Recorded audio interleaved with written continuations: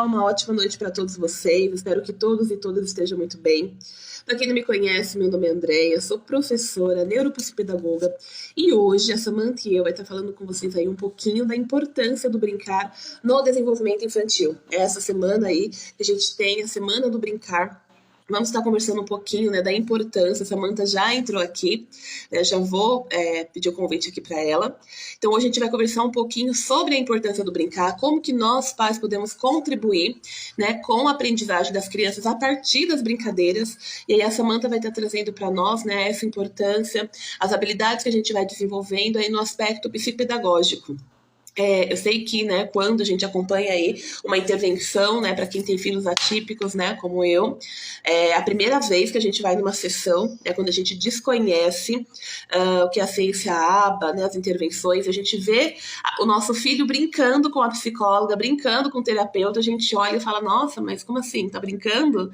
Né? Então é importante a gente entender esse brincar, porque o brincar está relacionado a todo esse processo da aprendizagem da criança, né, principalmente aí da educação infantil. E aí eu vou apresentar a Samantha, né, para convidá-la aqui para o nosso Instagram. O pessoal tá chegando, tá entrando, né? Então, enquanto o pessoal entra, enquanto o pessoal está sendo avisado aí, avisa para os colegas também que a nossa live já vai começar. Eu vou estar apresentando para vocês um pouquinho a Samantha. Quem é a Samantha? Né, a Samantha, ela... Seja bem-vinda, Jane. Ela foi terapeuta por um tempo do meu filho na PAI, a gente se conheceu ali, né? E aí estamos até hoje juntas. E aí eu convidei a Samantha, né, para apresentar um pouquinho aí das experiências dela como terapeuta, como psicopedagoga e principalmente como mãe também, né, de uma criança dentro do espectro. Então a Samantha tem a formação em pedagogia, né, voltada para mediação inclusiva. Ela é uma aplicadora da teoria comportamental, né, da ciência ABA. Aplicadora de oficina das emoções, né, a gente vai ver, vocês vão ver, né, que a brincadeira ela contribui muito, né, para a gente trabalhar esses aspectos da emoção da criança, das habilidades sociais, e ela é empreendedora da Mediar Materiais Estruturais para aí crianças, né, com deficiência, para crianças com transtorno, enfim, para o público da educação especial e educação inclusiva. Então eu vou estar chamando aqui a Samantha, deixa me ver se eu ainda... Peraí. Que eu tenho que aprender, gente. Faz tempo que eu não faço. O pessoal vai entrando, né? Eu sei que agora o pessoal tá chegando do trabalho, o pessoal vai muito, né? Muitos que assistem gravado, né? Mas aí a gente vai conversando, a gente vai discutindo. Acho que ela vai entrar. Tá entrando. Entrou. Boa noite, Samantha. Tudo bem? Tudo bem, e vocês? Que bom, tudo bem. Oi, Milena, seja bem-vinda. Hoje eu falei um pouquinho mais cedo com a Samantha. Érica, seja bem-vinda.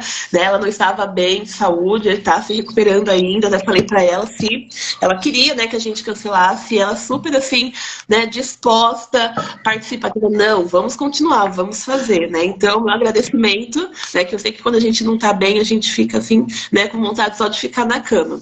Mas eu agradeço, né, a sua disponibilidade, tá aqui contribuindo com a gente. O pessoal tá entrando, o cantor Bruno, né? Então sejam todos e todas aí muito bem-vindos. E hoje nós vamos estar falando um pouquinho sobre a importância do brincar.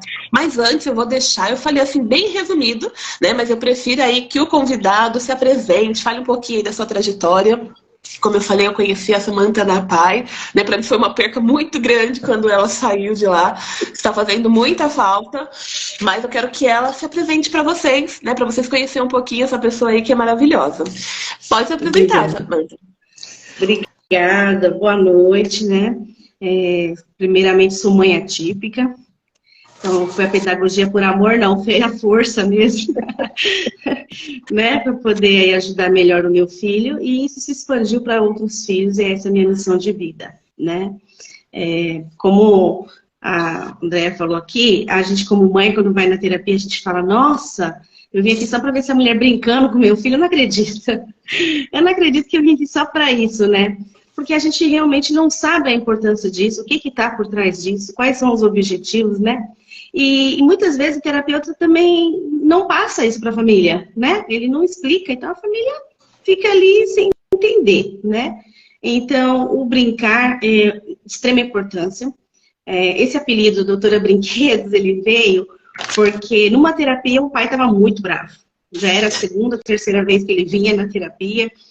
e eu peço para os pais entrarem na terapia, né?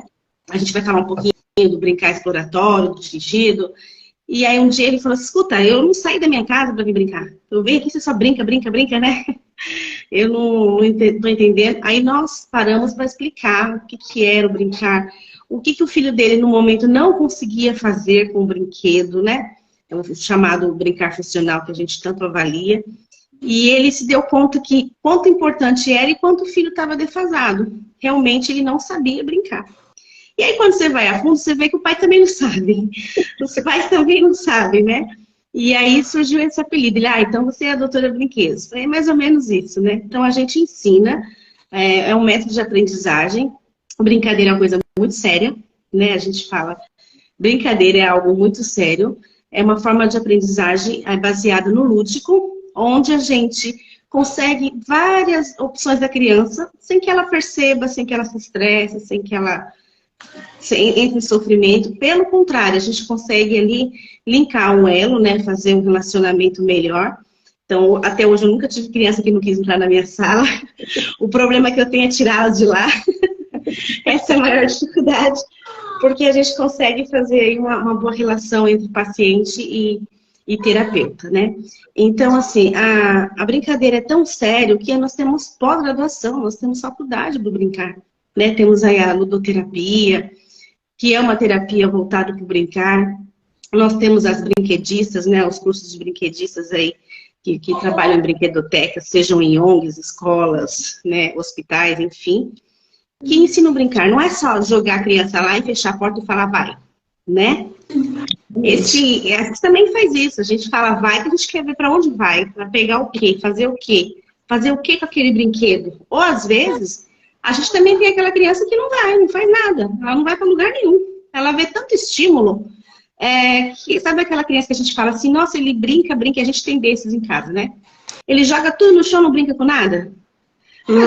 Só faz bagunça. Exato, a gente oferece muitos estímulos, né? Então eu não sei agora com o que eu quero brincar, é muita coisa. Então o brincar realmente é muito sério. E é uma ferramenta maravilhosa de avaliação.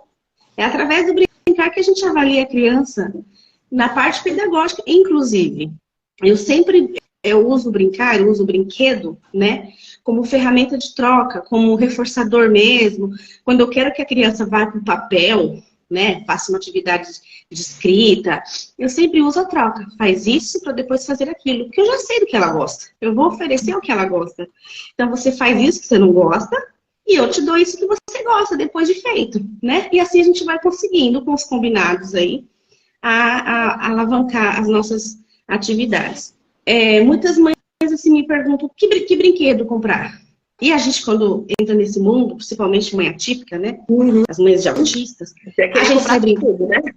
Tudo que vem pra comprar. Sai comprando. E assim, a gente tem que ter muito cuidado com os hiperfocos, né? Aquele brinquedo preferido da criança. Então, meu filho gosta muito de trens. A minha casa vira o quê? Uma ferrovia.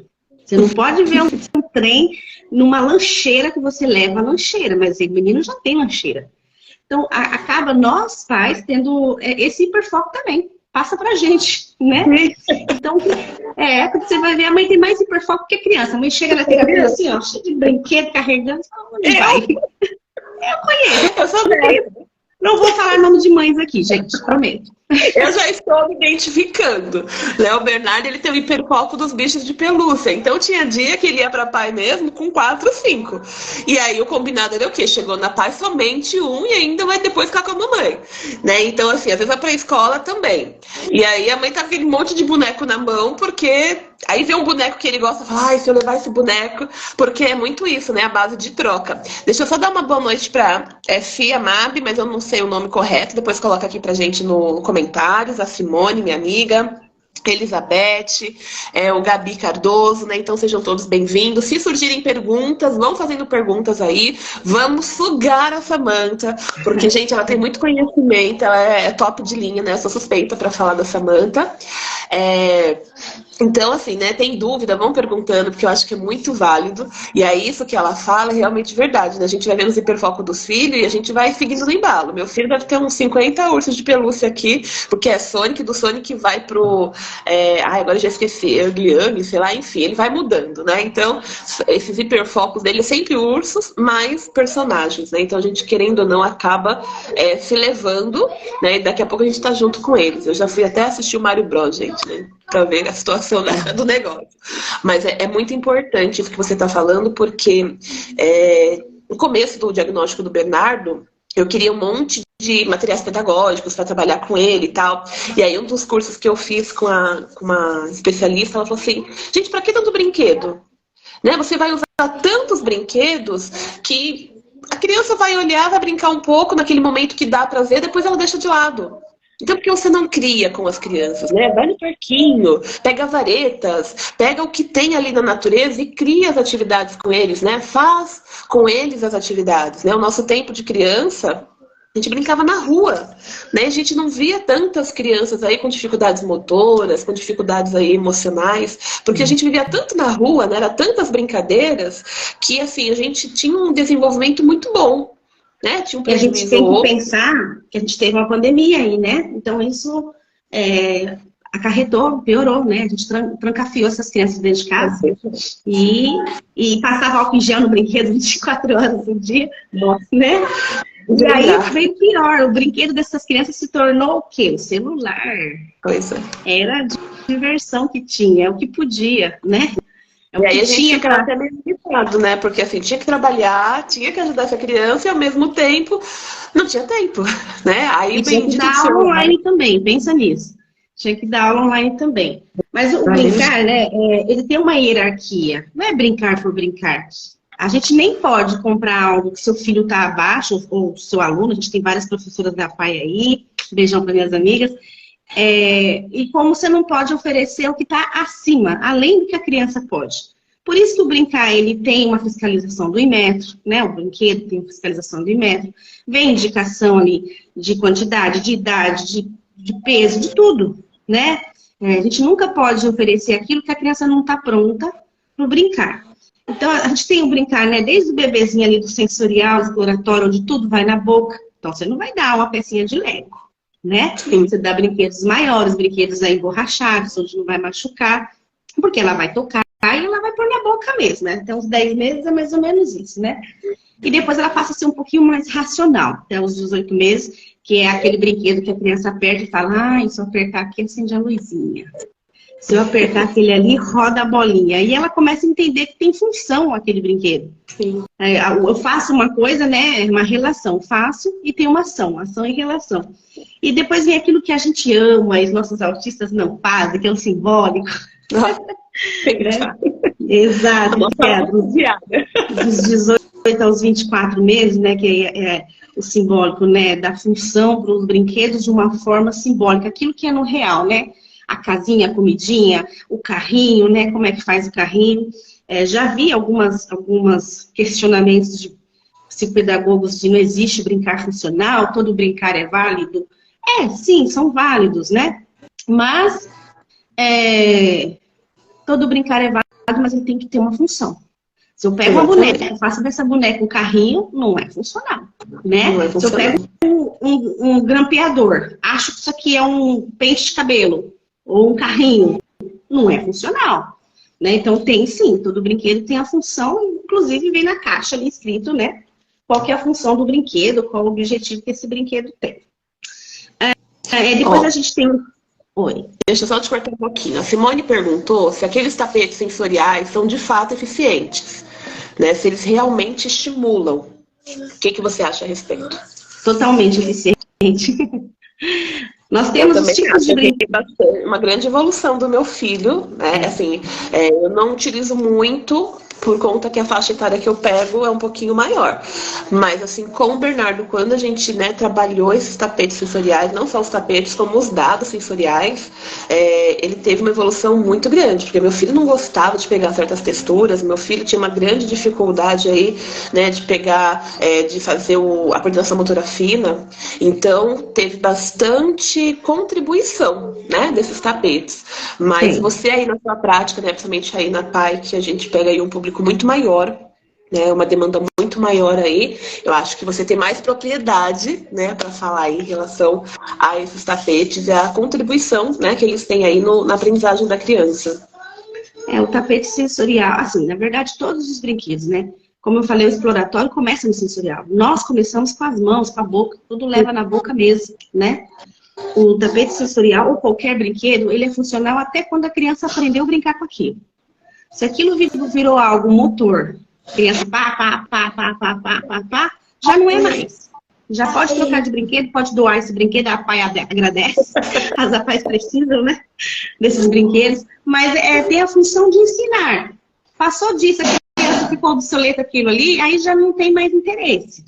Sim, porque já sabe fazer, né? Então, quando já sabe fazer, fica mais complicado. A criança tem interesse até mesmo de utilizar aquele brinquedo, né? Por isso que, às vezes, aí eu pego de novo essa professora que eu tive, ela fala, gente, o brinquedo é maravilhoso, mas aí a criança ela vai aprendendo como fazer, e aí depois esse brinquedo ele vai perdendo o sentido para ela, o significado para ela, né? Então se torna uma coisa. E aí você vai ter que comprar outro brinquedo. Então, vamos tentar desenvolver com a criança os brinquedos, né? Trabalhar. Eu andei estudando um pouquinho sobre a teoria da Emília Reggio, que é lá uma cidadezinha italiana, e eles utilizam muito do que tem na natureza, né, para criar histórias, para brincar. E aí eu tô aprendendo, né, um pouquinho mais sobre, porque assim, eu acho muito interessante, porque eu sou uma pessoa que eu vejo um material pedagógico, eu falo, gente, isso daqui é perfeito para aquele meu aluno, sabe, aquela criança que é perfeito. E aí depois eu fico pensando, será que realmente esse brinquedo, né, até que ponto ele é perfeito? E quanto tempo que ele vai me ser útil, né, nessas intervenções? Se eu poderia estar pegando recursos que é do dia a dia da criança, materiais que é do dia a dia da criança, e estar trabalhando com ela planejamento, estar trabalhando com ela criatividade, né, criando funções aí para esses brinquedos que ela está criando. Pra não ficar, às vezes meu filho fala assim, ele tem alguns brinquedos aí, ele fala assim, eu tô entediado. Eu falo, como que uma criança, né, que tem tanto brinquedo, está entediado? Só tira o tédio se tiver no celular.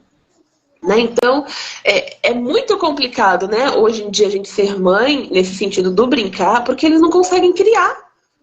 A gente pegava meia, pegava o que tinha em casa, né, porque a gente não tinha assim, essa abundância de brinquedos, até porque era muito caro.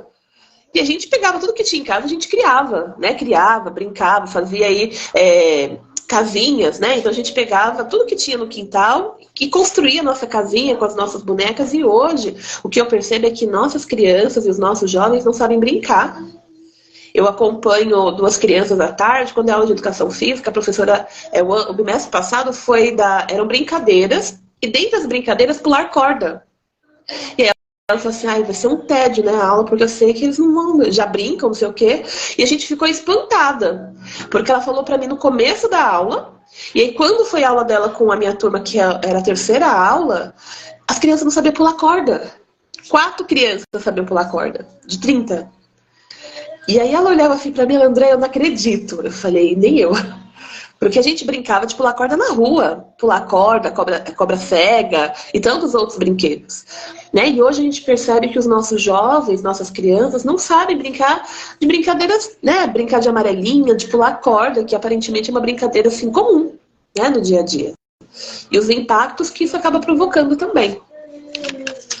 E aí, pergunto eu, né, o que fazer para a gente contribuir para essas crianças, né, que inventar brincadeiras, buscar, né, pelo que tem em casa para inventar essas brincadeiras, o que a gente pode fazer, né, para auxiliá-los? Porque tudo para eles é tédio agora se não for no celular. Né? Como que a gente pode tirar esse bendito desse celular dessas crianças e mostrar para elas esse outro mundo, né, o mundo da imaginação, da criação? Só uma experiência. Eu fui num evento nesses dias com meu filho, levei meu filho. Meu filho é autista, né? Então eu falei, bom, deixa eu levar algo para entreter, vai chegar um momento que ele vai se injuriar Se tiver frio, não vou deixar ir pra piscina. Então, a gente já pensa em 50 mil opções. Aí, fiz uma caixinha básica ali de lápis de cor, canetinha. Eu levei uma caixinha de massinha que acabei nem usando. O básico do básico. Na hora que eu vi que ele já estava se desregulando, o som estava muito alto, tá? Saí de perto de todos, montei uma mesinha bem pro fundo da piscina. Em 10 minutos tinha 15 crianças ao meu redor. 15. Falei, pronto, vou virar a brinquedista do lugar. Todas elas ou estavam ali pentelhando a mãe e tal, ou estavam querendo o celular, ou estavam no celular. E aí nenhuma lembrou do celular por bom tempo. Assim. Enquanto meu filho estava brincando, eles também estavam brincando. Porque a gente também não oferece, né? A gente fala assim, meu filho não sai do celular. Mas o que a gente oferece pro celular? O celular, ele oferece bilhões de oportunidades de você fazer várias coisas. E para quem tem hiperfoco, isso é maravilhoso. Porque se eu gosto de trem, o YouTube só vai me mandar trem, não vai me mandar ônibus. Vai me mandar aquilo que eu assisto, né? Então, eles vão ficar cada vez mais hiperfocados. Então, a gente tem que sempre pensar no que eu quero que essa criança aprenda. Primeiro, verificar, né? Igual você falou assim, eles não sabiam brincar de pular corda. Existe muita habilidade psicomotora para brincar de pular corda. Isso eu tô falando de crianças neurotípicas. Se eu falar da atípica, então, não sei nem se vai pular corda. Espero em Deus que um dia pule, né? Mas é uma habilidade que pra gente parece muito natural, normal, que a gente fazia na rua, mas que requer ser ensinada. Toda brincadeira é ensinada, ou é imitada, né? Às vezes os pais ficam, poxa, meu filho faz terapia com 2, 3. A criança é filho único. A gente já percebeu que a família não é do brincar. Quantas vezes eu chamei as famílias para fazer o brincar exploratório e soltava a mãe com a criança, a gente já deixa os brinquedos ali pré-determinados, né? Os instrumentais, os brinquedos de montar, enfim. A gente já deixa meio que a criança vai mexer. A mãe olha pra gente, a gente olha pra mãe, a mãe olha pra gente. E a mãe pensa, o que eu vou fazer com isso?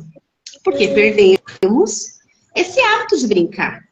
E é tão grave, essa semana eu fiz uma reflexão, né? Poxa, semana do brincar, né? Agora, essa semana. Não tinha que ter semana do brincar. O brincar é diário. Não é mesmo? Olha só, a gente, né, na educação infantil, a gente aprende através do brincar, lúdico. Você mal pode oferecer o lápis, o giz de cera, enfim. O que ofereça brincando. Aí eu chego no primeiro ano do fundamental, eu excluo isso da vida da criança, eu corto. Agora não é hora de brincar, não é isso que a gente fala? Agora não é hora de brincar. E até o momento, tudo que ela aprendeu, desde o nascimento dela até essa faixa etária, foi brincando. Foi de uma forma que ela não percebeu que ela estava sendo dirigida, estimulada. Para ela era só uma brincadeira. E é isso que é importante. Chega na educação, o que a gente faz? Fundamental. A gente exclui, tira. Antes ela podia levar o dia do brinquedo, geralmente é de sexta-feira. Hoje, Deus me livre ela levar o brinquedo. Vai para a diretoria, né? Porque levou o brinquedo. E aí vem a frustração, e aí vem os supostos, será que tem Toddy, tem Nescau, tem o que esse menino? Mas não tem nada, ele queria brincar, né? Ele queria levar o brinquedo dele. E a gente tirou isso da escola, né? Mal tem, que não é brincadeira, mas para eles é prazeroso, é o quê? Educação física. Ninguém chora para educação física. Ninguém. É a melhor aula. Gosta, né? Porque lá meu corpo vai se movimentar. E a gente precisa de movimento para aprender. Ninguém aprende somente sentado. Você viu nós aqui, nós estamos, né? E mexe cabelo, e mexe mão, e mexe, não é?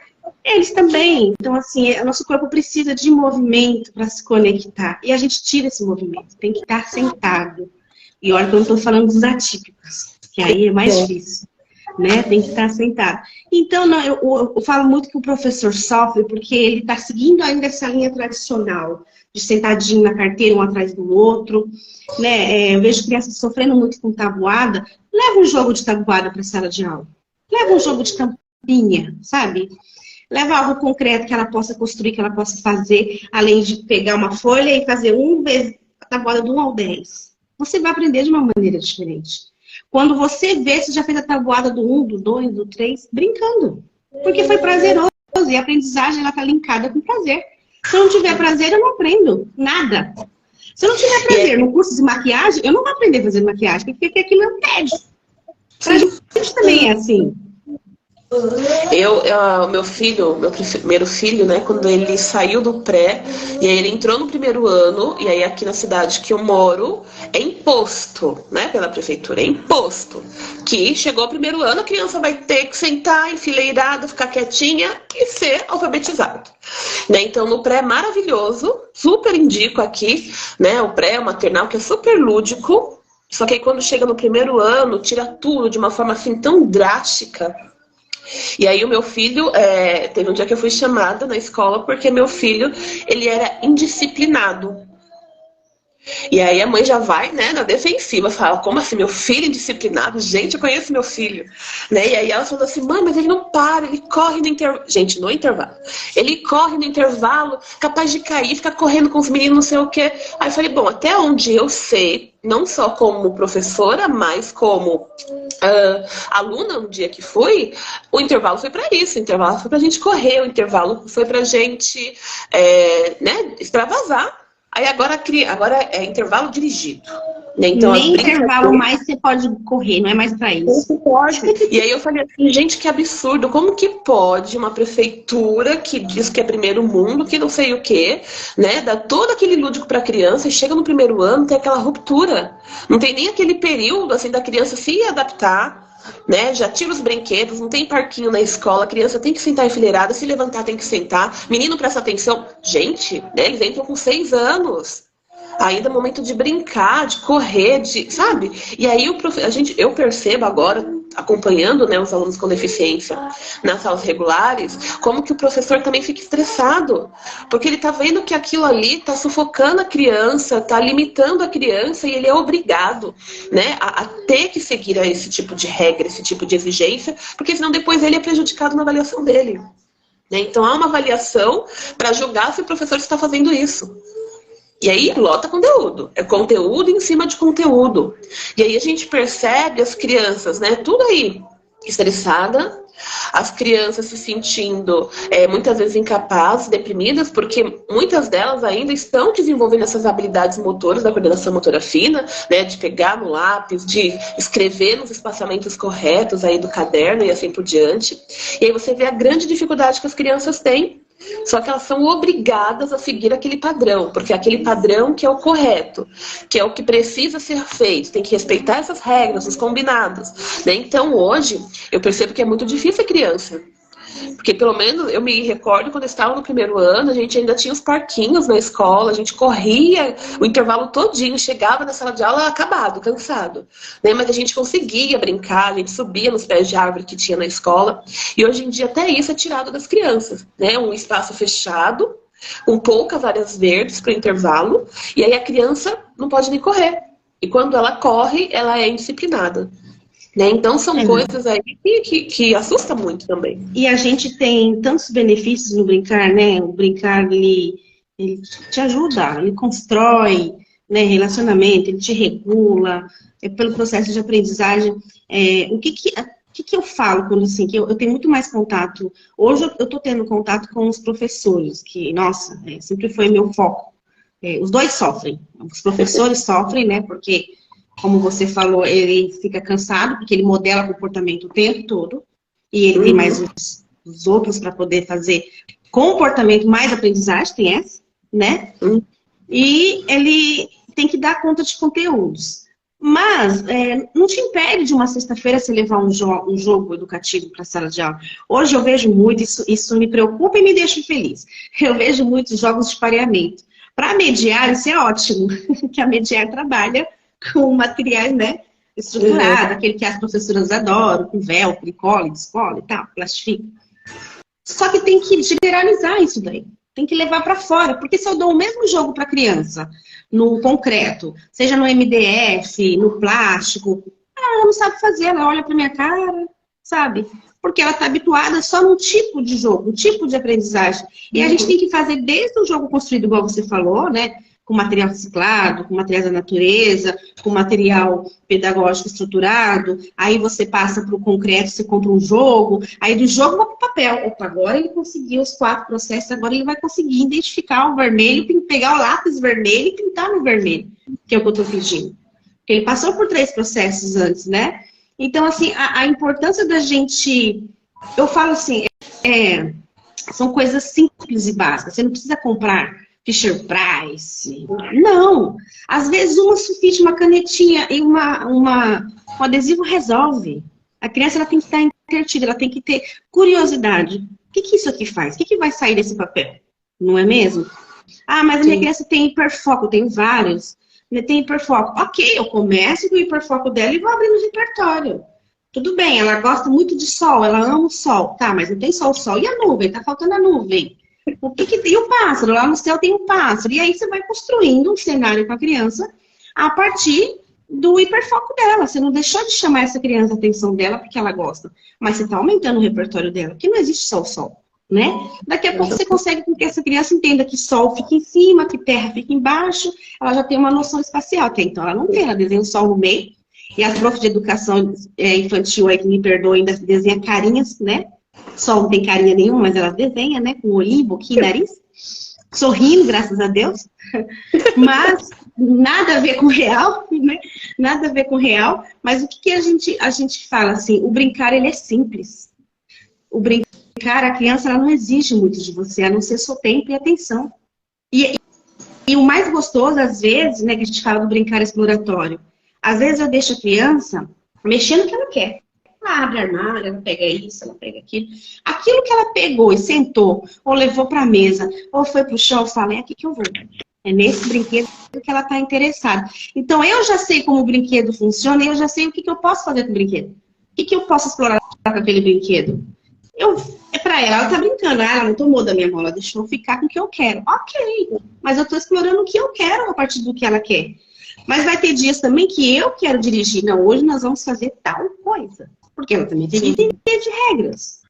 Depois eu te dou, que eu sei que o hiperfoco dela é tal do brinquedo. Né? Então, assim, eu falo para as mães, né? A Andréia sabe que eu já falei muito na pai, né, Andréia?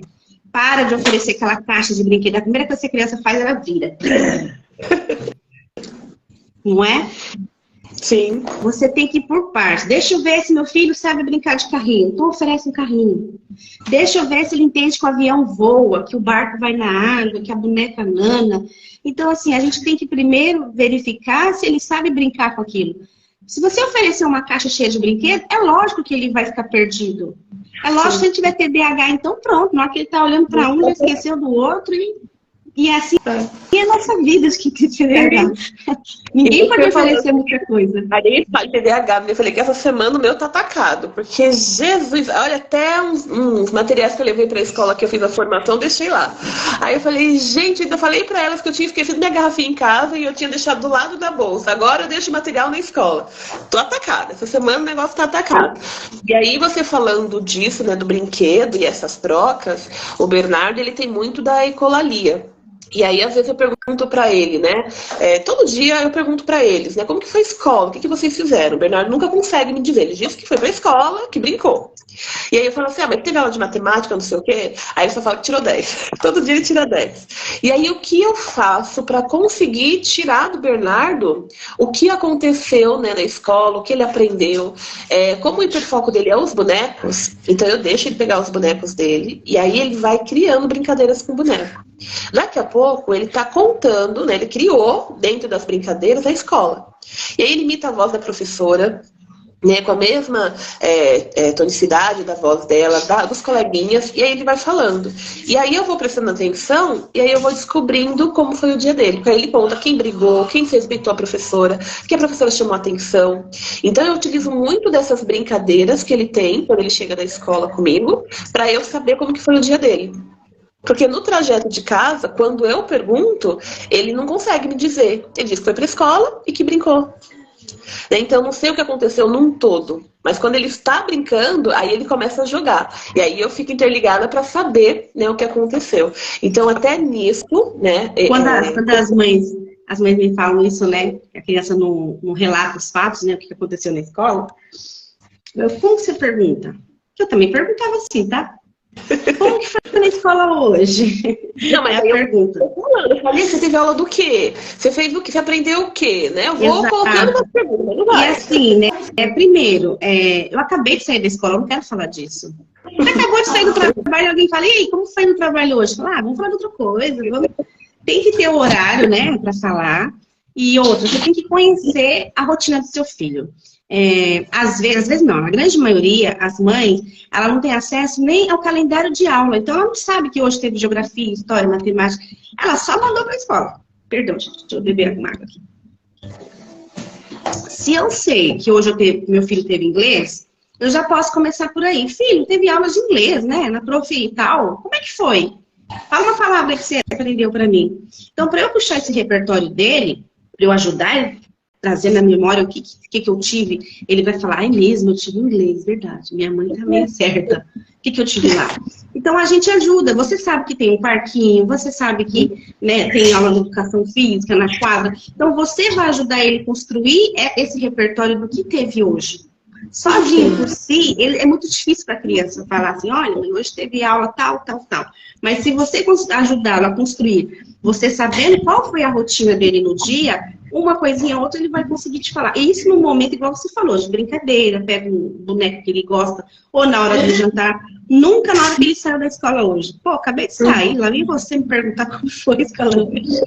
Não, eu sempre pergunto pra eles, porque como eu chego depois, né, eles chegam, vão pra casa da minha mãe, e aí eu pego eles lá depois quando eu saio da escola. Então aí quando eu pego eles, é sempre o nosso trajeto, porque assim, desde quando eles nasceram, né, e aí eles começaram a ir pra escolinha, tanto o Pedro como ele, e aí eu fico, e aí, como foi seu dia? O que fizeram na escola? Lá na escola eles dão pra gente, ainda bem, né? Pelo menos lá eu não posso reclamar. Eles dão pra gente os horários, tudo. E aí, assim, eu não sou de perguntar todas as matérias, né? Mas, por exemplo, ele gosta muito de inglês. Então, um dia de terça-feira, e aí? O que você fez? Ah, mãe, fui no parquinho, não sei o quê. Eu falei, nossa, mas hoje não teve aula de inglês? Aí ele teve, né? Igual esses dias eu gravei um videozinho dele que ele tá gostando muito das aulas de inglês. Não sei se ele tá pegando afinidade, enfim. E aí ele tá começando a aprender algumas palavras. Aí ele começa, eu aprendi tal palavra. Mas você sabe como que é maçã em inglês? Não sei o quê. Então, assim, eu não consigo, é claro, no sonho de consumo, né? Que ele falasse, eu tive aula de inglês, eu aprendi tal coisa e tal, ainda não. Mas nas brincadeiras eu consigo ver se ele, né, não teve nenhum problema em relação aos amiguinhos, né? De arrumar conflito, porque ele é meio complicadinho na sala de aula também, né? Às vezes ele desregula e aí começa a brigar mesmo com os coleguinhas. E aí, né, nessas brincadeiras eu consigo identificar esse comportamento dele, se aconteceu, se não aconteceu, né? Porque ele tem uma rigidez muito grande no que diz respeito à escola. Então, é a minha forma que eu tenho de tentar, né, entender como que foi o dia a dia dele. E eu pego a brincadeira como forma, né, de me ajudar a entender como que foi aquele dia, se ele não passou, né, um perrengue, como ele fala, né? Então, são algumas coisas que eu utilizo da brincadeira para poder me ajudar também, para poder saber o que aconteceu com ele. Né? Mas eu vou ter uma estratégia sua aí, que é boa também. A brincadeira ela é importante para tudo, para a criança interagir, para se integrar, socializar, aumentar repertório, né? Trabalha com a imaginação, a criança trabalha com a repetição, não faz de conta que a gente precisa que eles trabalhem com contato físico. Às vezes ela não aceita abraçar você, mas abraça o urso, inclusive dorme, né? Com o urso, né? E o que mais que a gente quer que essas crianças elas chegam a ponto de entender regras através das brincadeiras, que aí a gente vai para os jogos. Para jogar, eu preciso estar sentado, né? Na sala das psicopedagogas aí, nas APAES, geralmente a gente esteja sentado. Para brincar, não. Ok, eu consigo brincar, senta, levanta, senta, levanta. Para jogar um jogo de tabuleiro, não. Ele tem regras. Tem que estar sentado. Então, para chegar nessa idade de jogos com regras, que é mais ou menos entre 4 e 5 anos, é bastante trabalho. Mas se eu começo a fazer isso na escola, na educação infantil lá, desde sempre, toda sexta-feira nós vamos ter uma aula aqui com jogos. Seja em qualquer matéria, seja de ciências, ela vai levar uma atividade de ciências, seja de matemática, enfim. Eles vão aprender o conteúdo da semana que ela tenha passado, através de um jogo. E para eles vai ser lúdico, vai ser o dia do brinquedo, o dia da brincadeira, o dia... E para ela está reforçando a atividade. Então ela não tem a perder, ela tem a ganhar. Trabalha social, trabalha regras, trabalha compreensão, trabalha funções executivas. Trabalha, né? Comando, né? O sistema inibitório da criança. Né? E essa parte assim, do perder também, né? O meu filho mesmo, ele tem muita dificuldade no perder, né? E os jogos contribuem para ele entender que uma hora ele vai ganhar, uma hora ele vai perder. Né? Então esses comandos, né? Esse sistema inibitório dele, que muitas vezes é prejudicado, aquela ansiedade dele toda hora querer jogar. Exato. Né? Esse é o principal, sabe, Andréia? Hoje eu mostrei para uma mãe aquele jogo baratíssimo, pega a vareta, né? Acho que tem de R$ 2 aí nas lojas de R$ 2. E eu falei pra mãe, compra esse joguinho aqui, que é barato, óbvio, né? Porque pra criança entender que é a sua vez de pegar, é a vez dela de pegar, é a sua vez. Pega um monte? Não, pega um, pra ela trabalhar controle inibitório, né? Às vezes você tem que até segurar a mão da criança, porque vem na impulsão, né? E se eu não consigo controlar a minha mão para pegar alguma coisa na minha vez, quem dirá falar, levantar, esperar a vez do outro, não é? E aí eu não vou conseguir fazer nada que precisa do outro, nada que eu tenha uma regra social, eu vou conseguir fazer, porque eu não tenho controle inibitório ainda trabalhado, né? E eu vou trabalhar isso como? Brincando. Eu vou trabalhar isso, exercitar como? Brincando, ó, minha vez, sua vez, seu mestre mandou, né? Senta, levanta. São esses tipos de coisa que a gente... para o professor é um pouquinho mais difícil ele ver os ganhos. A gente está de fora e passa as instruções ali, você fala, poxa, aquela criança não sentava nem para ouvir o comando. Hoje ela ouve. E a gente falando aqui de criança típica, principalmente, não espere que ela vai ficar 5, 10, 15, 20 minutos sentada fazendo aula. Um dia chega lá, mas nesse momento vai ser fracionado. Então ela vai fazer, daqui a pouco ela vai mexer em alguma coisa, daqui a pouco ela vai deitar no chão, daqui a pouco ela volta para a atividade. Ela vai fazer, ela vai se esquivar, ela volta para a atividade. Para ela aquilo é muito, tanto que você pode ver, tem crianças nossas que a gente vai trabalhar algo que requer atenção, eles começam a abrir a boca, eles se cansam, né? Começa daquele sono, você fala, pode parar, você não estava com sono até agora. Porque está cansando o meu cérebro, você está me obrigando a ficar sentado e prestando atenção numa coisa. Muita coisa que já para mim não está fazendo um efeito positivo, né? Então a gente tem que pensar nisso, né? Até quando realmente eu preciso ficar sentado? Por quanto tempo? Eu falo sempre assim, a terapia ela funciona até quando a criança te responde. Você vai aumentando gradativamente, né? Então ela ficou sentada 5 minutos e fez? Ok. Na próxima eu vou tentar que ela fique 7. Vai ter dia que ela vai ficar um só, aquele dia ela tá injuriada. Então ela vai pro brincar. Então ela vai ali pro chão, vai pro tatame, né? Vai fazer alguma outra coisa. Porque a gente tem que respeitar também o dia do outro. Sim. Tem dia que você não tá pra regra de ninguém, né? Ainda mais quando você tira de uma brincadeira. Eu odeio isso. E quem é mãe aí, pelo amor de Deus, me escuta. A criança tá lá no celular, na recepção, vendo o que ela mais ama. Aí chega a terapeuta e fala, vamos, por que você vai me tirar do que eu gosto, que tá bom? Tô do lado da minha mãe, que eu amo, fazendo o que eu amo, que é jogando o joguinho que eu gosto. Pra que eu vou lá com você que fica mandando eu fazer as coisas que eu não quero? Não é? Então a gente tem que pensar nessas coisas, facilitar, né, o processo terapêutico também, né? Se pôr no lugar da criança, eu falo sempre isso. Será que eu, criança, eu ia entender que a minha mãe vai tomar o celular da minha mãe, porque a mãe não conversa, ela toma, né? Fica na bolsa e vai com a tia. Aí a criança vai com aquele choro todo. Porque eu tava fazendo algo prazeroso e você me tirou. A mesma coisa acontece com a gente brincando, acabou o tempo, para eles é difícil entender que acabou o tempo. Tá tão bom que eu não percebi que acabou. Então, para eles é difícil entender que, poxa, acabou meu tempo. Né? Então, até para trabalhar essa questão temporal é ótimo. Ó, você tem mais 5 minutos, mostra no reloginho, né? No temporizador. Tá acabando, termina. Eu tenho criança que ela quer terminar o último segundo da terapia. Não vai dar tempo de você terminar, você vai levar para casa. Ela quer terminar na terapia, né? Porque ela não entende que, assim como tem mães que falam para mim, Samanta do céu, eu tento fazer atividade com meu filho, ele não aceita, ele fala que eu não sou professora dele.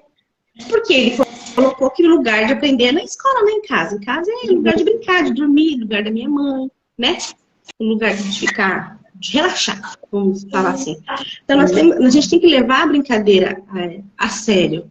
O que essa criança sabe brincar? Às vezes eu pergunto, os pais não sabem. E tem uma coisa mais grave.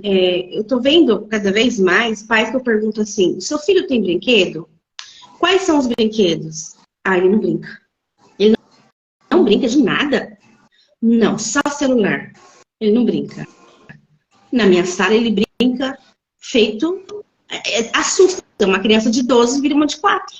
Ela quer brinquedos para uma criança de 4, de 5, porque ela não brincou. Ela não brincou. E se eu oferecer um brinquedo para ela, para o cognitivo da idade dela, ela não vai dar conta. Porque ela está pulando fase. Ela não brincou lá com aquele brinquedo que era mais fácil, né? Então, a gente tem que... ou doa logo, já que você não vai pôr essa criança para brincar, né? Doa, recicla, enfim. Ou então você tem que reciclar. Para quem tem filhos que tem o hiperfoco, eu sempre faço isso. Esconde de vez em quando que você não quer e oferece outras coisas. Ó, agora não é mais o não sei quem, agora é o Mário. Até aqui o meu Mário. É o Mário, né? Se você deixar, esse hiperfoco vai até ele mesmo trocar sozinho. Né? A gente tem nas salas de aula, às vezes, as caixas de brinquedo. Troca com a outra professora. Me dá aí a sua caixa, porque o que você tem já é conhecido. Já não é novidade. Mas é sempre assim, né? A gente vai na casa dos outros, eles querem comer a comida do outro, quer brincar com o que o outro tá brincando, porque o do outro, para mim, é novidade. E eu quero ver o que o seu brinquedo faz. Então, eu dou essas dicas assim para os professores. Troca de brinquedo com a outra sala, né? Leva para brincar mais na brincadeira manual mesmo. E ensina jogos. Para quem já está no ensino fundamental, não tira isso. Isso faz parte da aprendizagem. Como faz? Como é importante. E você falando assim, há uns 2 anos atrás, meu filho tinha 8 anos na época. E aí eu fui jogar dama com ele. Né, que é uma das poucas coisas que eu sei de tabuleiro, né? Meu sonho é aprender xadrez, mas o cérebro não vai. E aí eu fui jogar dama com ele, e aí a primeira vez ele ganhou, e a segunda e a terceira vez eu ganhei. Pra quê? Esse menino chorava, mas eu não vou mais jogar, porque não sei. Uma frustração tão grande. E aí eu falo, nossa, Pedro, mas é um jogo, filho, a gente tá brincando, a gente tá se divertindo. Não, porque eu não sei jogar, você é melhor que eu. Falei, mas é normal, eu perdi a primeira, você ganhou a primeira, né? Então nem sempre a gente vai ganhar, é um jogo, né? E assim, o que eu percebo agora acompanhando alunos do 5º ano, que quando competições, né, com a professora de educação física, eles entram em atrito, né? Uma coisa que é para brincar, né? Então assim, a gente percebe que também um dos impactos, eu acho que do celular é essa questão emocional. Né? Mas você sabe por que também, né? Lógico. No celular, a maioria dos jogos, né? Também a gente tem crianças doentes por causa de jogos, né? Eu posso morrer quantas vezes eu quiser, não vou morrer de verdade. Eu posso reiniciar o jogo na hora que eu quiser. Né? No jogo lá do professor de educação física, não, perdeu. Próximo, vai ser próxima semana, né? Vai ser uma próxima vez. E nós precisamos criar essas crianças com frustrações. Não é? Porque aí acaba a gente não dando conta, ou os pais não dão. Ah, manda pra terapia se mentir uma coisa. Não! Às vezes ele não foi ensinado a perder, e perder é importante para tudo, né? Sim. Claro, a gente tem que ver o nível de frustração do nosso filho. Né? Assim como a gente parabeniza quando eles ganham, a gente quer fazer muito reforço quando ganha, a gente tem que falar, poxa, filho, onde será que você errou? Será que se fosse essa pecinha aqui, ó? Às vezes eu dou essas dicas pra criança. Se você tivesse colocado a peça aqui, tinha dado certo. Eu dou essas dicas pras crianças, sabe? E aí ele percebe, é verdade. Porque não tá acostumado com a frustração. Não estamos mais acostumados, ninguém tá. Deixa alguém entrar no seu Instagram e falar assim, nossa, que live horrível, ou então que roupa feia. A gente fica chateado. O problema é seu que acha isso, né?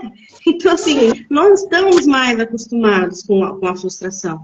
Principalmente se tratando de criança. A gente precisa... Eu faço muito isso. Tem dias, assim, André, que eu já aviso a mãe. Ó, hoje vai voltar chorando, que eu vou frustrar ele.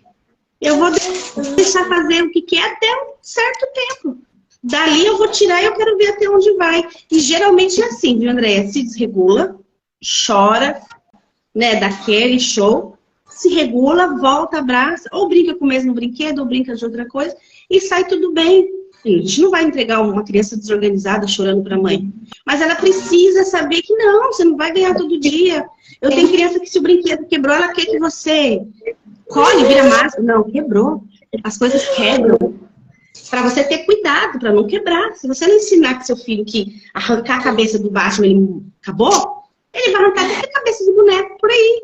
Inclusive, se não é dele, para piorar, né? Se for os dele, tá tudo bem. Se não for os dele. Então, a gente tem que ensinar essas coisas para a criança, né? O efeito e causa. Né? Se você fizer isso, vai acontecer isso. Eu não vou conseguir arrumar. Se quebrar, não vai ter. Vai frustrar. Vai. Mas ele vai entender que é brincar mais devagarzinho. Como eu tenho 3 rapazinhos, o Heitor, por enquanto não, né? Porque é bebezinho, mas ele já fica de olho nos irmãos. E aí eu percebo, quando eles estão jogando alguma coisa nova, que eles querem pular de fase, vão no YouTube. né? Então ele vai no YouTube porque ele quer saber como passa aquela fase para ele ganhar. E aí às vezes eu falo para ele assim, mas por que você não faz todo o processo? Por que você não perde, começa de novo? Ele, mas eu vou ficar repetindo. Eu falo assim, mas o que adianta você ficar pesquisando assim rápido? É tudo muito rápido, né? Eles querem as informações assim muito para aquele momento. E aí, às vezes, né, eles querem alguma coisa e a gente fala para eles que não, agora não vai dar, agora tem que esperar. Né? Então, esse esperar, hoje mesmo teve 2 alunos que brigaram no intervalo por coisa boba. Né? E a gente começa a identificar nas nossas crianças uma parte emocional muito prejudicada, que elas não conseguem esperar, que elas não conseguem compreender que tem processo, né, as coisas, que nem sempre a gente vai ter ali, né, o troféu que a gente espera, e eles têm muita dificuldade nessa compreensão. E aí, o pior, eles não sabem nomear isso daí. O que eles fazem? Eu não sei se eu tô bravo, se eu tô com raiva, se eu tô chateada, se eu tô triste, eu simplesmente jogo tudo pra cima, né? E aí vem a famosa, tá com birra ou tá com crise? A gente nunca sabe, né? Como que identifica? Tá com birra? Primeiro eu tenho que saber por que eu tô assim. Peraí, por que você tá assim? O que foi? Porque eu perdi e tal. Primeiro é chegar na criança e conversar. O que foi? Por que você tá assim? Às vezes ela nem sabe por que tá assim. E se for em duplo ou em trio, igual você falou, pior ainda, porque eu fico envergonhado que alguém viu que eu perdi, ou que eu falhei, ou que eu não sou bom. Então, às vezes, esse comportamento vem para mostrar que eu não sou tão ruim assim, eu não sei brigar. Eu não sei ganhar, mas eu sei brigar, sou bom na briga. Não é? Então, assim, o que acontece? A gente não nomeia mais as coisas. Isso para tudo, tudo. A gente não nomeia, tô chateado com você por causa disso, disso, disso. Ou tô feliz. Aí até colocou aqui, né? São imediatistas, né? Eles querem tudo para aquele momento, não sabe esperar. E aí você mas a gente fala assim, né? André, nós também estamos assim, esses dias eu descobri que eu não sabia, que no WhatsApp você passa para falar rápido, né? Eu vi, meu marido ouvindo um áudio e falei, nossa, que mulher doida dessa. Não é que agora você tem um negócio. Gente, a pessoa tá querendo. Eu falei, eu não consigo entender nem a pessoa falando devagar, que dirá ela falando rápido. Então, tudo para nós está muito rápido, tudo para nós está muito fácil. Né? Tudo para nós ter tempo, né? Então, eu vivo acelerando, Fê, porque assim, é tanta coisa para fazer, e às vezes aqueles áudios, 5 minutos, 10, eu falo, meu Deus, eu não vou dar conta. Aí eu coloco lá um e-mail e deixo a pessoa ir falando, porque assim, a gente vive já, né? Acorda já no 520, nem é 220, mas já, né, no máximo. E aí isso é muito prejudicial, porque aí a gente não consegue trabalhar direito, não consegue fazer uma única coisa, né? A gente acaba fazendo várias coisas ao mesmo tempo. Quando vai dormir, aí lembra que, não fiz tal coisa, não fiz tal coisa, o cérebro não consegue parar. E isso daí é muito ruim porque acaba, né, acarretando outros problemas. Deu 1 hora. Pessoal, vocês têm perguntas, vocês têm dúvidas sobre o que a gente está falando? Coloquem aí, porque a gente, né, vai tentar responder para vocês as dúvidas, perguntas, seja de professor, seja de criança, para a gente ir encerrando a live. E aí, nisso que você falou, né, sobre eles não sabem nomear, eu gosto muito das histórias, né, do conto de fadas, porque ele nos ajuda a trabalhar em relação às emoções. Né? A gente consegue pegar os contos de fadas, até mesmo para a gente colocar na realidade deles. Né? Então, hoje mesmo, o professor de música fez um teatro com os alunos, né? Eles tiveram que fazer uma releitura de uma obra que ele apresentou, que aí falava sobre preconceito, né? Sobre racismo e assim por diante. E aí as crianças iam ouvindo, né? Tanto que um dos personagens era um menininho, ele é negro, né? Ele é imigrante. E aí ele contou um pouco da história dele e tal. E aí meio que relacionou, né, a releitura da obra do professor com os sentimentos que ele passou, né, por conta de preconceito, de racismo. A Mariana falou que ela entrou no finalzinho, mas que ela amou, ficou muito feliz. A gente pode repetir, na verdade a gente vai repetir depois, né? A gente vai fazer lá no canal do YouTube, mas aí a gente vai estar avisando para vocês também, tá bom? E aí eu acho que assim, as histórias, né, os contos de fadas, a gente trabalhando de uma forma... Ó, até meu gato participou aqui, gente.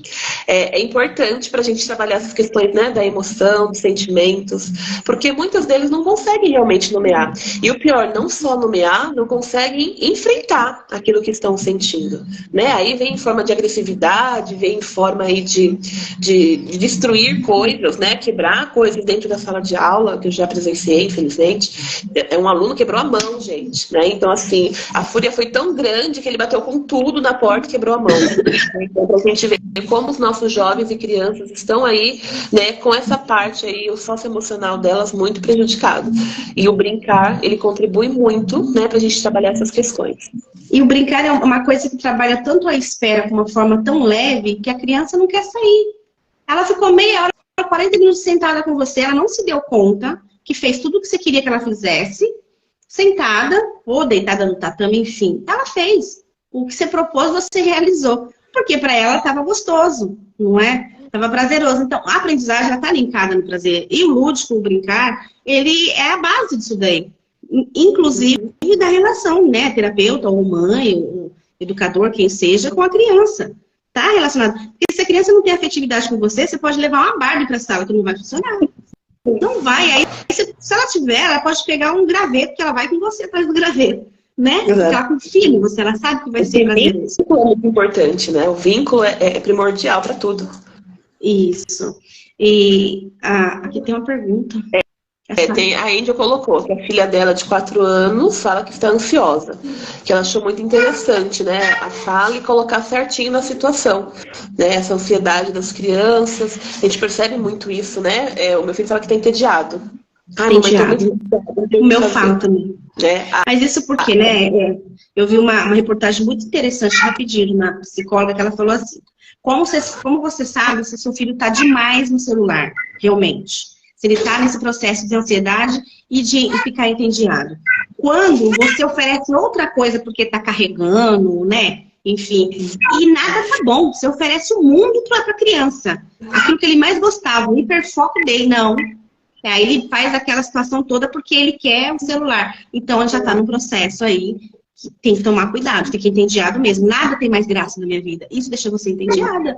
Nada tem graça além do celular. E a gente está tendo pais cada vez mais que tem 2 celulares. Enquanto um carrega, a criança brinca. O outro carrega. Como assim? Que hora que você tem que colocar a brincadeira, brincar? Exatamente. A gente mudou de residência e meu filho fez amizade com as crianças. Eu dei graças a Deus. Porque como é um espaço fechado, eles conseguem brincar o dia inteiro. Né? Porque apartamento é complicado. Mas ainda bem que a gente teve essa possibilidade. A Érica perguntou como aumentar o repertório de brincadeiras de uma criança que só se interessa pelo seu hiperfoco. Como que a gente pode estar ajudando essa criança? Eu sempre começo assim, você pega o hiperfoco da criança para iniciar a brincadeira. Então, ela gosta muito do Mário. Ok, vou pegar o Mário. Mas o Mário, tem uma pessoa que me trouxe. Peraí, cadê o cavalo? O Mário, ele tem mais personagens. É bom a gente saber de quem está falando, né? Então, o que tem no Mário? Ele tem outro personagem, o Luigi. E o Luigi, onde que tá? Ele passou em cima. É bom que você trabalhe até com 6. Como é um jogo de game, ele passou por cima da ponte, por baixo da ponte. Aí você começa a colocar outras coisas. Tinha um carro, o Mário tinha um carro. Você coloca o carro na brincadeira. Esse carro fazia como? Faz o barulho do carro. Então, você introduz outras coisas, o Mário continua lá. Mas você deixa o Mário quietinho. Só começou o assunto com ele. E ele continua lá. Você não vai tirar ele do campo de visão da criança. Ele continua lá. Mas você vai trazer outras coisas para essa história. O Mário pegou um fone de ouvido, que ele queria ouvir uma música. Você vai aumentando o repertório e vai pegando outras coisas. Chegou o Sonic aí, eu já gostei. Chegou o Sonic, Eu vou com o Bernardo chega com o Sonic dele também. Então, o que a gente faz? A gente fica com... Tô vendo. Tá com um colega ali, ó. A gente fica com o hiperfoco da criança. Viu? Tô vendo o Mário. Tá vendo o Mário igual o seu. Você viu? Participação especial aqui das crianças. Peraí, deixa eu mostrar. É assim, entendeu? Então, a gente fica com o hiperfoco, mas você introduz outros objetivos na brincadeira. Até o dia que você vai pegar esse Mário e vai aposentar, vai disfarçar. As mães levam, sabe, terapeutas, os Mário para a sala de terapia. A gente disfarça, a gente só leva até a sala de terapia, lá a gente coloca esse Mário para dormir. Exatamente, olha só, gente. Não foi falar, aí pronto, agora são 2. Feito aí, ó. Brincando ao vivo, gente. É assim que funciona. Viu? Seu amiguinho também curtiu o Mário, ó. E assim, né? Sigamos, né? A gente tem que marcar agora um dia para os 2 Mários se reunir aí e brincar. Gente, mais alguma pergunta, alguma dúvida? Se não tiver mais nenhuma dúvida, a gente vai marcar outros momentos aí, né? Pra Samantha tá contribuindo com a gente. Senão a gente já vai encerrando, né? Porque já são 9 horas, o filhinho dela já tá aí do lado, o meu já tá aqui do lado também, né? Chega o momento deles descansar, eles já ficam aqui do nosso ladinho. Então, como não tem mais perguntas, eu quero agradecer a participação de vocês. O pessoal que vai assistir depois, né? Que a maioria assiste depois gravado, pode deixar também os comentários, que aí no próximo encontro que eu tiver com a Samantha, a gente vai aí, 5 minutinhos antes, estar respondendo também para vocês, tá bom? Samantha, quero te agradecer de coração, muito obrigada. Eu sei que você, né, não estava muito bem de saúde, mas estava aí, Obrigada. não vamos fazer, né? Então, eu sou muito grata pela sua participação, eu tenho certeza que contribuiu muito, né? A Érica colocou que ela amou a live, né? Então, vamos combinar aí da gente fazer agora lá no canal do YouTube. E aí, Érica, você já está convidada, as meninas que participaram, a Jane, né? Participem aí também com a gente na próxima live aí, que eu tenho certeza que a Samantha vai estar contribuindo, assim, muito mais, né? Que ela já vai estar melhor, já vai estar 100%, e aí a gente vai poder conversar bem mais com vocês. Eu acho até que elas podem aí, tanto no meu canal ou no seu, mandar alguns temas que elas gostariam que nós falássemos, né? Porque as meninas aqui são todas professoras de educação especial. Então, elas passam isso todos os dias. Manejo de comportamento. Então, seria legal, assim, elas passarem o que é importante no momento, o que elas querem aprender. E a gente foca para poder ajudar cada vez mais pessoas, para que nossas crianças tenham um bom atendimento em todos os lugares. Perfeito, perfeito. Então, meninas, já fica aí para vocês registrado. Coloquem aí, né? Manda no meu direct, no direct da Samantha, pra gente fazer as próximas lives direcionadas aí com as dificuldades que vocês encontram. Seja na sala de aula, seja no atendimento, né, como a Simone. E aí o pessoal também, né, que vai ficar não, né, que vai assistir a live gravada, também coloca aí nos comentários, que aí a gente, né, as próximas direciona aí para atender às necessidades de vocês, tá bom? Meninas, muito obrigada, Simone, Jane, Érica, aí agora a Angel, Mariana, não vou conseguir ver todos aqui, Lívia, enfim. Beijo, obrigada, Samantha, obrigada, melhoras aí. Beijo no filho, dá um beijo também, Bernardo, dá tchau pra todo mundo. Tchau. E aí, Eu quero mostrar o ai, meu Deus. E aí a gente se vê, então, na próxima live. Mostra logo pra gente encerrar. Pronto, outro, gente. mostrar. Agora acabou. Então, gente, um beijo e até a próxima. Tchau, tchau. Não.